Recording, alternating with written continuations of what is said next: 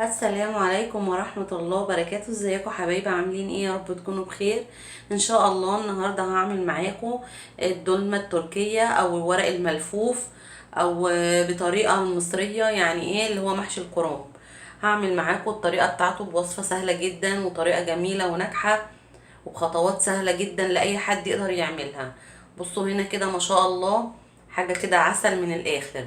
معانا هنا 3 كرنبات بلدي ما شاء الله عليهم. انا جبتهم وشلت من عليهم الورق الاخضر وعملتهم من فوق كده، شلت الراس بتاعتهم وظبطتهم كده على السلق بالظبط.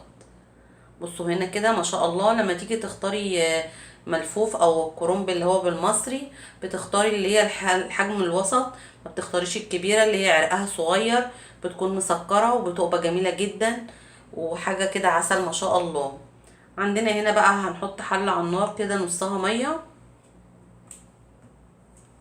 هنحط فيها معلقه ملح ابيض ومعلقه كمون، وتبدا الميه كده تسخن شويه، يعني قبل ما تغلي كده بشويه تبدا تنمل. هنروح حاطين الكرنبايه على وشها، وبعديها ب5 دقايق بنقلبها على الناحيه التانية.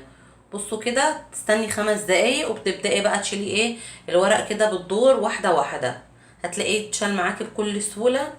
واهم حاجه هنا ملحوظه ان انت ما تسيبيش الميه تغلي عليه علشان الورق ما يتهريش، تيجي بعد كده تحشيه ما تعرفيش تلفيه تلاقيه اتقطع منك. اهم حاجه خطوه التسويه دي تخلي بالك منها كويس جدا، ان انت ما تطوليش عليه في السوا. يعني 5 دقايق على وشها وبعد كده تقلبيها، تستني 5 دقايق وبعد كده تبداي تشيلي في الورق. بصوا هنا معايا بتشال بكل سهوله، بتاخدي كده بالدور الورقه اللي عليها الدور كده بتلاقيها مفرفطه وبتتفك معاكي بكل سهوله من غير ما يتقطع ولا يجرى اي حاجه. بنكون هنا مجهزين طبق وفيه ميه ساقعه، بنطلع من السليق كده ونروح حاطين في الميه غسلينه ومدينه صدمه في الميه الساقعه كده، بحيث ان هو ما يحتفظش بالسخونيه ويسيح معاكي في السليق. بيتعمل بكل سهولة. طبعا دي حاجة اسمها الدولمة التركية، دي بقى بأيادي مصرية. يعني في تركيا بيعملوه كده الملفوف دوت، وساعات بيحطوا في الخلطة لحمة مفرومة. احنا في مصر بنعمله رز وخضار، بس بيبقى طريقته جميلة جدا بصراحة، وفي ناس بتحب تحشيه لحمة مفرومة برضه. فدي أذواق وكل واحد حسب رغبته. هنا هنعمله بطريقة جميلة جدا وسهلة، والطعم والشكل روعة روعة روعة. هتجربوه بصراحة، حكاية جدا وجميل. بصوا هنا منظر الورق بعد ما اتسلق عامل ازاي. هنا كده بعمل كمان واحدة معاكم.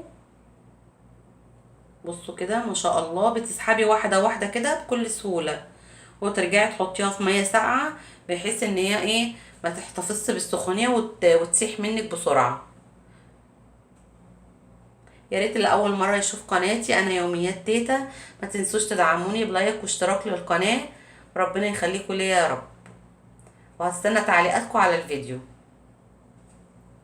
هنحضر هنا بقى الخلطه بتاعت المحشي الملفوف دوت.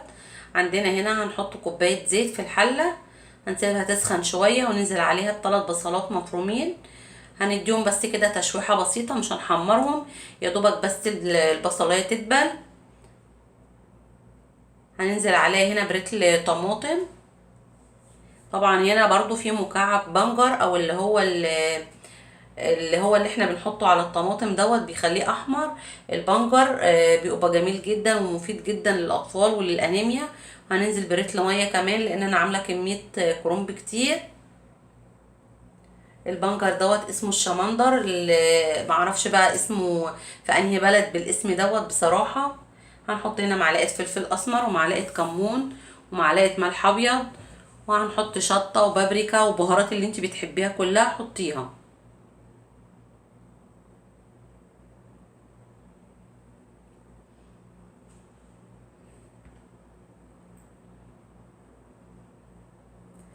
هنقلب المكونات دي كلها كده في بعضيها.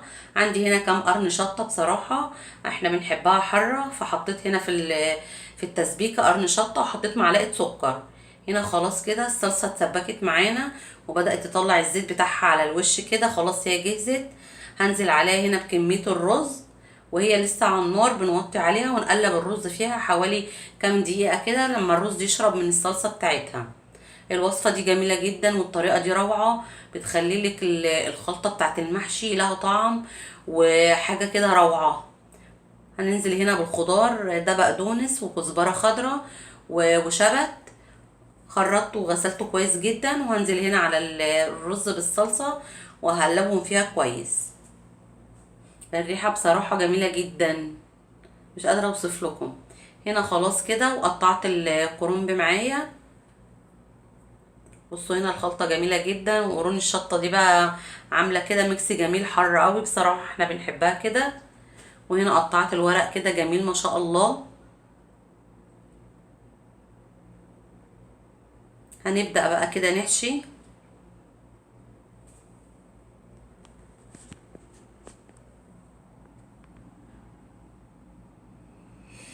حاجة كده عسل، بسم الله ما شاء الله. والورق كده متساوي، بصوا عامل ازاي، حاجة كده جميلة، بسم الله ما شاء الله. والورق كده ماسك نفسه ومش مهري ولا اي حاجة، حاجة كده عسل. هنبدأ بقى كده نحشي مع بعض. اول صف كده في الحلة بحاول ان انا احط اللي هي الورقة الخضراء دي في القاع. بصوا ما شاء الله بيلمع لمعان كده وجميل، بيتهيألي مفيش احسن من كده. هنا خلصت الحلة بسم الله ما شاء الله عليها. هبدأ بقى اسقيها. لو عندك شوربة ماشي، ما عندكيش بتحطي 3 كوبايات مية وعليهم معلقة ملح ابيض ومعلقة كمون وبتسقيه. هنا القعد بتاع المحشي مش بتغطي وش المحشي بالشوربة او بالمية، لا بتسيبيه اخر صف كده، يعني على وش الصف اللي بعديه بتسيبي القعد لحد في الوقت ده كده. وحطيت هنا عليهم معلقتين سمنة بلدي، علشان طبعا ما حطيتش شوربة عشان يدي طعم حلو للمحشي. بصوا كده القعد لحد فين، قبل الصف الاخير. وعندي هنا طبق صيني كده تقيل بحطه على وش الحلة عشان في السوا والغلية المحشي اللي على الوش ما يفكش. بصوا بسم الله ما شاء الله، الريحة حكاية حكاية، ريحة جميلة جدا والشكل عسل، بسم الله ما شاء الله. بصوا كده حاجة عسل كده ما شاء الله، جميلة وأكلة كلها مغذية وروعة، مفيش بعد كده، بسم الله ما شاء الله تبارك الله. ما تنسوش بقى في لايك واشتراك للقناة لو أول مرة تشوفوني. أشوفكم على خير إن شاء الله في الفيديو الجاي، والسلام عليكم ورحمة الله وبركاته.